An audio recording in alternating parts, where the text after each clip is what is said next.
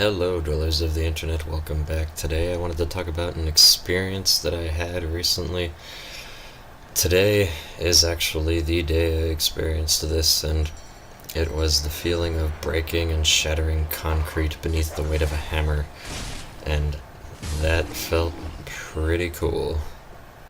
You see, my mother has this hobby of gardening, like many people do, and there's this space in our backyard of which she wanted to have space to put more plants that could provide more fruits and vegetables and whatnot. Stuff that she would like to grow.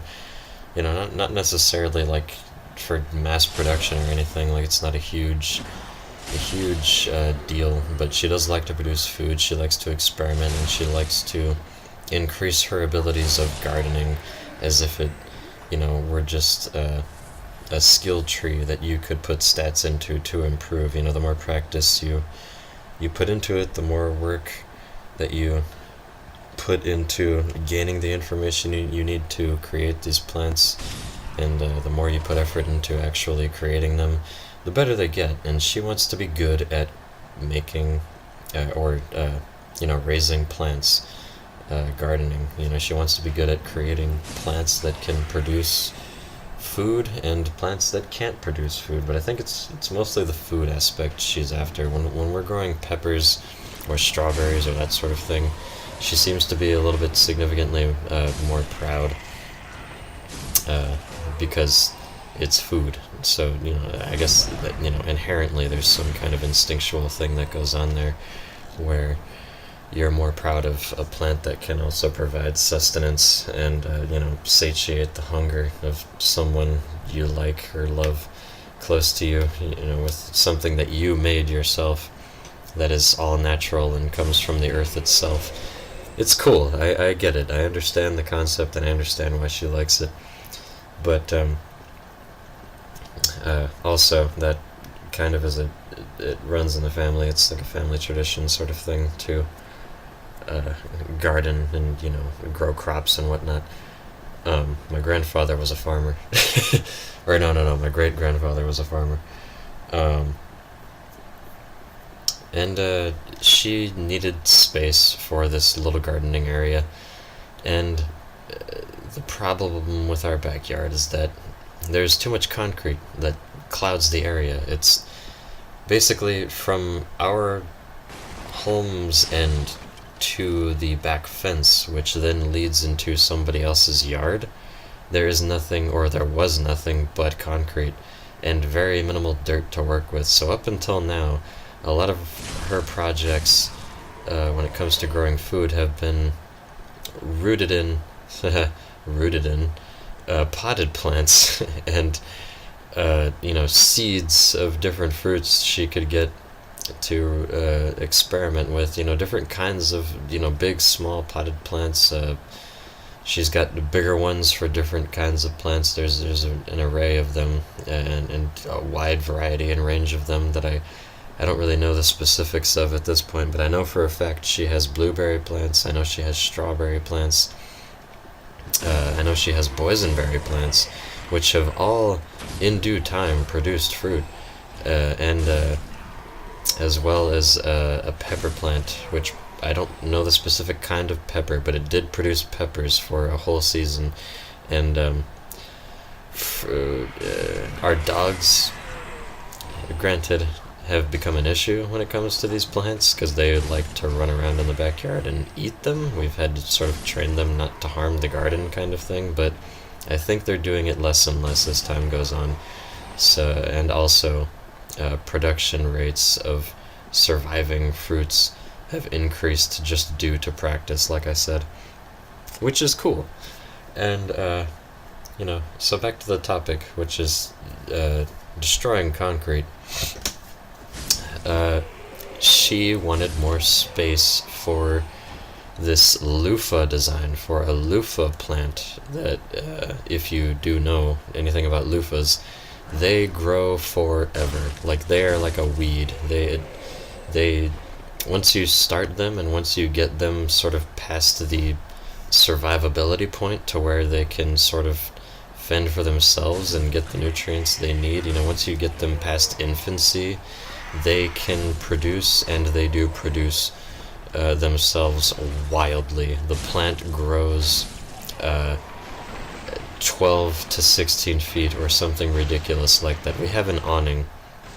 We had an awning set up because my mother predicted this. She, looked up how large a loofah can grow, during its production and when it dies out and whatnot. And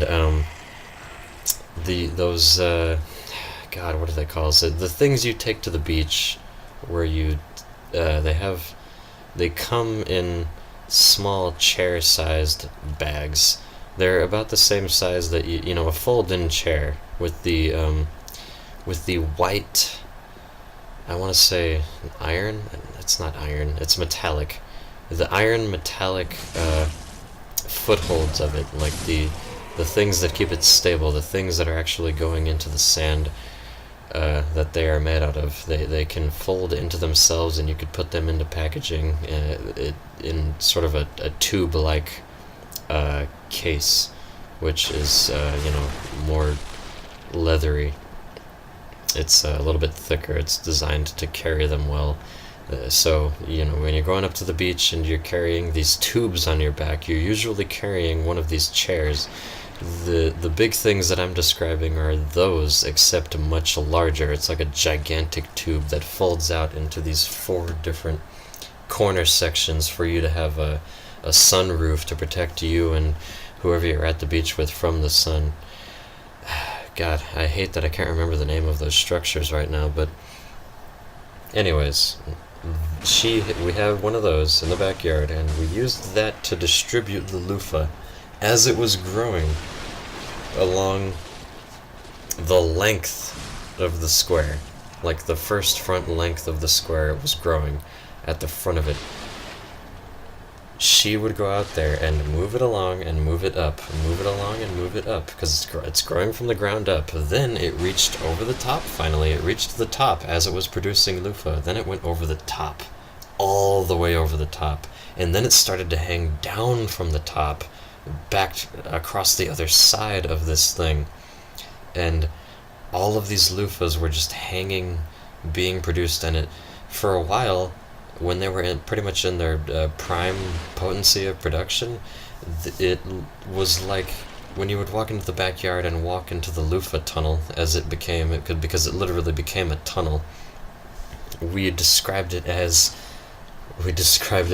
a sort of George of the Jungle / Tarzan Disneyland ride entrance, because it seemed like the kind of tunnel you would walk through in order to get to the ride, or that was the ride itself, depending on if it was a tour or not, which was crazy. So she did this whole thing for one season where she got these loofahs to grow across the whole thing, and we harvested them. We used the loofahs as sponges and whatnot, and she's got a whole big design plan for that. She likes the fact that we can have that many sponge equipable materials on hand at any time, kind of thing, which is cool. So that's good for us. But what she wanted after that experiment had such positive results with such a minimal space for it, she couldn't help but ask my father, my brother, and I to help create more space in the concrete for these plants to be planted. Maybe it's not just going to be for loofah, but we cut the concrete out of the area in where loofah is supposed to be being produced, and where it was produced this last year. So one of these gigantic ass plants grows every year if you plant it in the same season every time. So we're just getting ready for season 2. Season 1 loofah, the loofah that I just described, that became that giant, it was planted in the small crack between like 1 inch thick, I'm telling you, between the concrete of my backyard and the fence that deviates our neighbor's backyard from our backyard. And that is just astonishing to me, because this plant is giant. It's got a ridiculous growth rate. If everything on the Earth had that kind of growth rate with such a restrictive environment, we wouldn't have any kinds of problems with survivability rates or life itself. It's pretty fucking insane. It's like weeds. It's the same thing as weeds growing out of your concrete cracks. It's the same concept, except we don't like weeds for some reason, so we get rid of them. Yeah, so this year she required more space, so we decided, okay, we're gonna cut a whole slab of concrete out of our backyard, so that it could provide space for not only the loofah, but other plants and, fruit and vegetable plants, whatever she wants to do with the garden, sort of thing. We're helping her out with this. It's something good, and it could potentially be good for us because not only do we get more fruit, but we get more loofah sponges, which feel awesome on the skin and on the body, which, who doesn't want that? So we helped her out with this. We took a saw to the concrete, and then I got to experience hammering it in piece by piece. I got to feel like for the first time what it was like to not only chip concrete away, but to break it off in chunks while striking the ground with a hammer that is meant to break concrete. Now, I haven't done any construction work in my life ever. It's not a career path I've ever went down. It's not anything I had been exposed to previously. But I do know there are specific, kinds of sledgehammers and specific tools for, different activities. And this hammer had to be swung hard. And I swung it hard, and let me tell you, it felt good feeling concrete itself, the structure upon which I have been walking my entire life on, to and from school, to and from college, to and from anybody who I wanted to visit. We have this perception of concrete as sort of a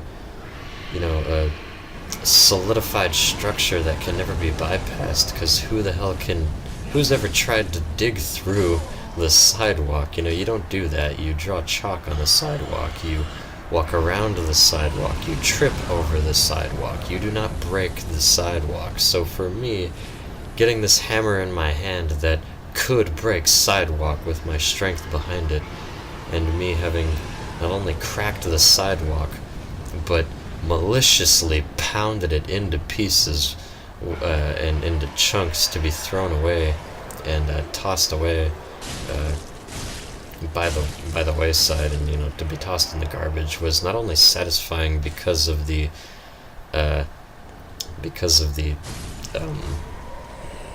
relief in tension and anger that it allowed me. It was actually it's a pretty good outlet for that, I gotta say. It's if you're feeling pissed off or something, maybe you should find a place where you can constructively break some concrete for someone or something, because that's it's quite the tension reliever.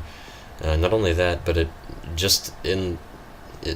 the fact that it presented the ability in itself to break concrete to me was interesting enough to me for me to bring it up today and talk about it. And I thought it was pretty awesome. It felt good, is the bottom line. It felt like I was using my strength for a purpose. It felt like I was a real manly man. You know what I mean? Just something a little different. I don't mind swinging the hammer at something every now and again, and breaking concrete was certainly a cool experience. Especially, in the context of helping your mother do something constructive, creatively and naturally, by producing a garden full of useful materials and food for consumption, which all in all is great. Anyways, that's it for me about breaking concrete. It's pretty cool. I'll see you guys in the next one. Peace.